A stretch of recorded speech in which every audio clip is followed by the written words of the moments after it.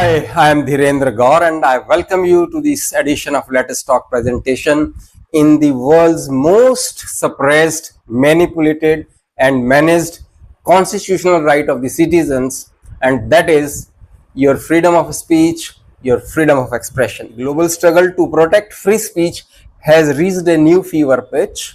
The power of news media, including digital platforms, to act as a safeguard against tyranny has been critically undermined as the world's autocracies have grown to outnumber the democracies.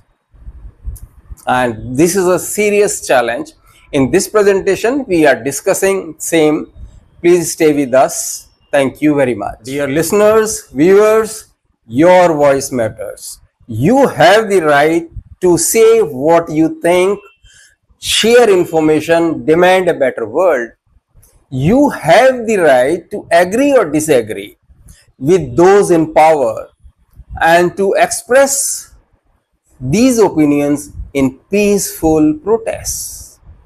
Exercising these rights without fear or unlawful interference is central to living in an open and fair society, one in which people can access justice and enjoy their human rights. Yet governments around the world routinely imprison people, or even worse, for speaking out, even though almost every country's constitutional refers to the value of the free speech. However, we agree that governments have a duty to prohibit hateful, insightful speeches, but majority of the governments abuse their authority to silence peaceful dissent by passing laws criminalizing freedom of expression or freedom of speech. And we have the concern. The recent example of the Telegram CEOs getting arrested and so many others indicates towards that. This is often done in the name of counterterrorism, national security, or religion. More recently, freedom of expression has come under threat, severe threat, I'll say that, by authorities clamping down on activists, NGOs, and even individuals helping refugees and migrants as well, including even digital platforms.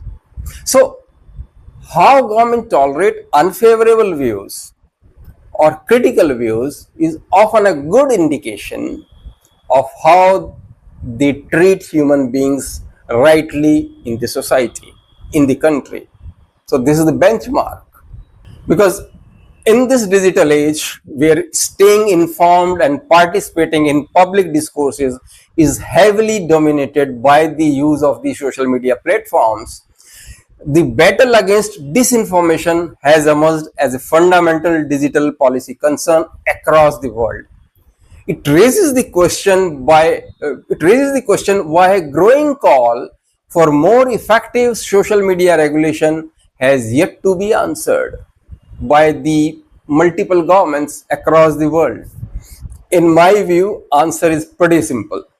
The creation of effective regulatory framework clashes with the safeguarding of the fundamental human rights, rights of freedom, right of expression. So that's why there is always a clash.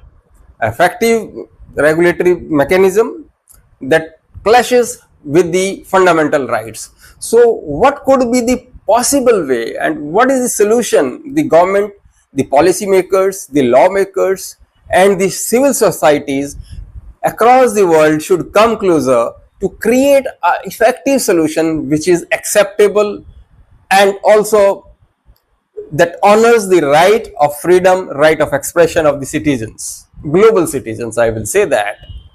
Further, balancing the imperative of countering digital misinformation with the need to protect these individuals' rights is a significant global challenge. This issue sparks a controversy both nationally and internationally, primarily stemming from the fear that such measures could be abused to suppress legitimate opinions and would enable government to silence critical voices. The right of freedom of expression is enshrined in Article 19 of the Universal Declaration of Human Rights, which sets out in broad terms the human rights that each one of us has.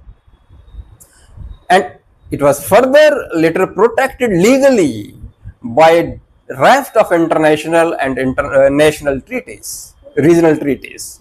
So importantly, the fundamental right of freedom of expression or freedom of speech also encompasses the freedom of information.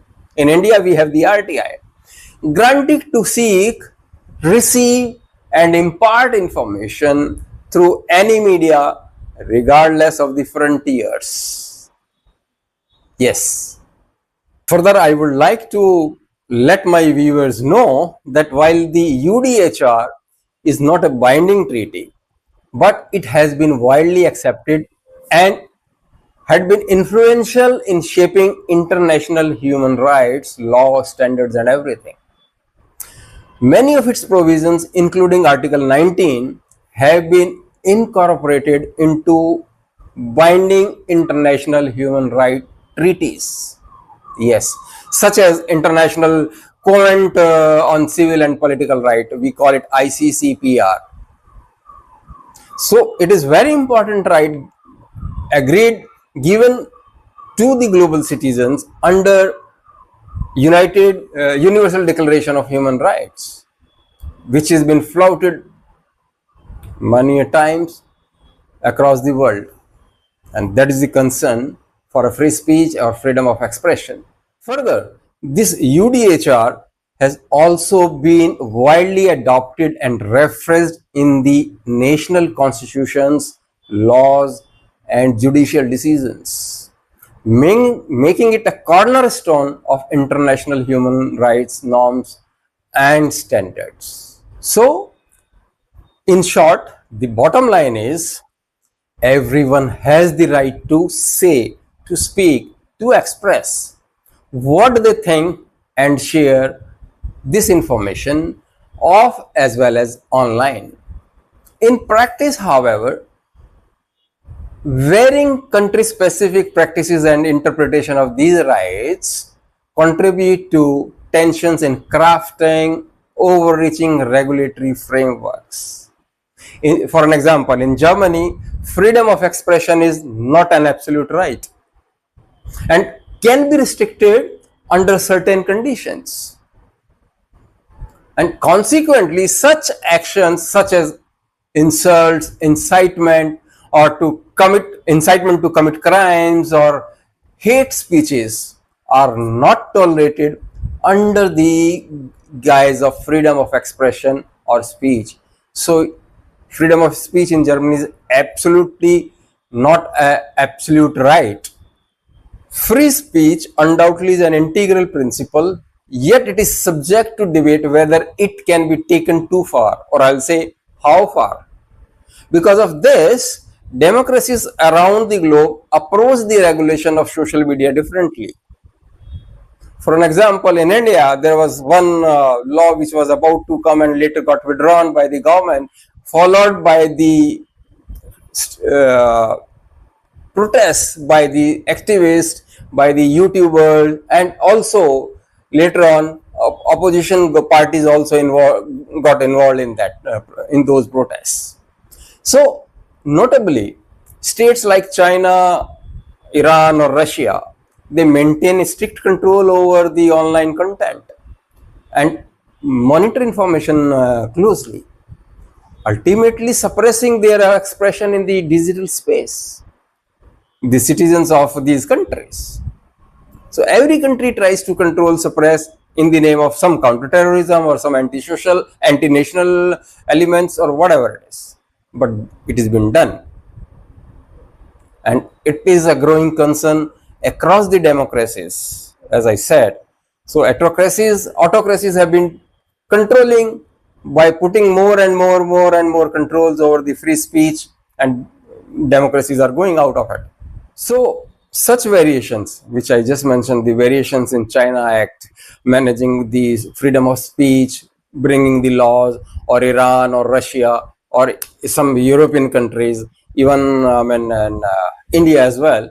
So such variations underscores the challenge of devising universal approach, and that is a big problem, but also establish what many citizens of democracies are afraid of, that a day would come when they would not be allowed to express themselves, they will not be allowed to speak, they will not be allowed to share their mind, their heart,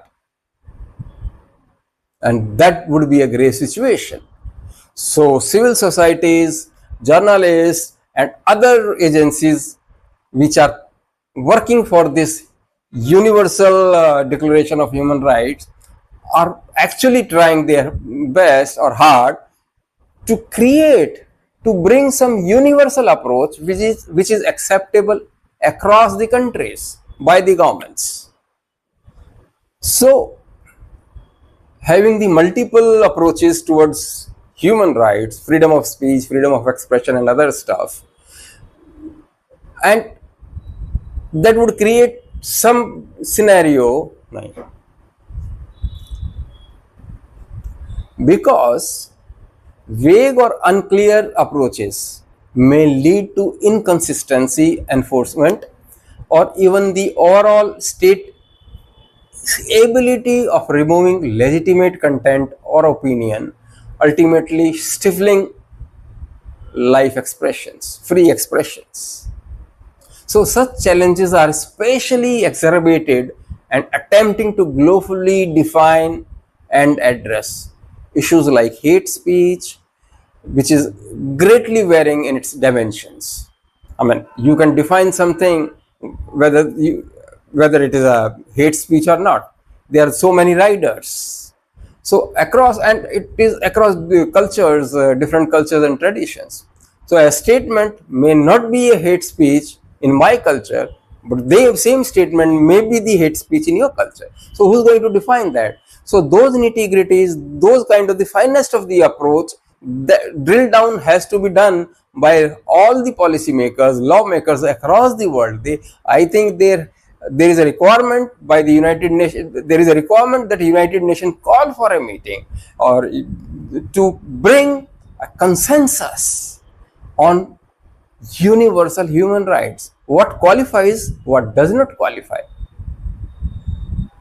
So we are challenged with these complex issues. The digital arm remains an environment where protecting individual rights and preserving overall information integrity to safeguard democracies requires ongoing vigilance of transnational cooperation. So that's what I am saying, that it becomes very imperative that UN call for this kind of the meeting of the nations, where every nation gets agree on a certain agenda and implement it across the world uniformly.